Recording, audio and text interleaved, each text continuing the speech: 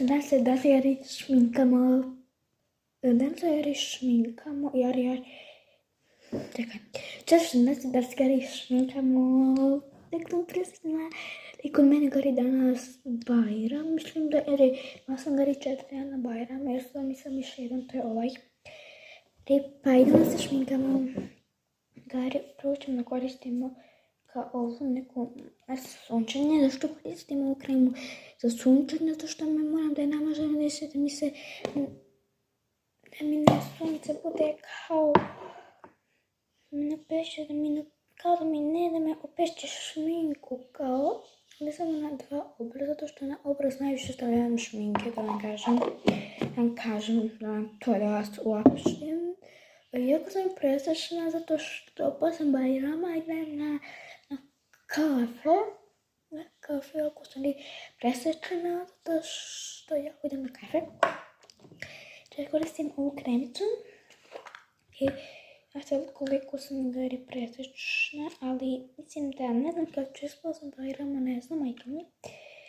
I ja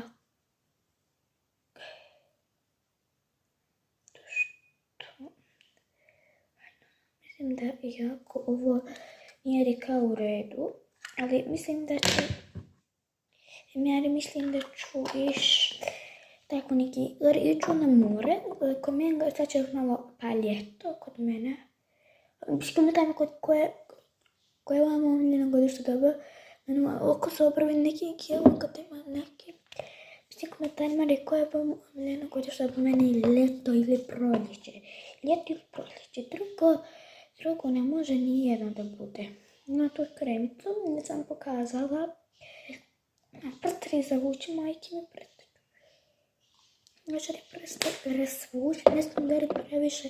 Zato što sam već 5 kila stavila na svoje rukice malo. Znači kako se to šminkam.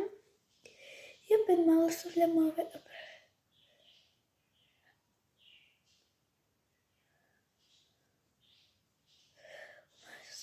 Mislim malo ovo moram da uradim.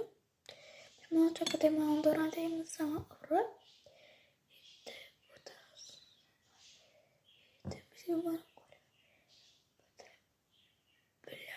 Mislim da sam gotova sa obravom, mislim da vezana slično.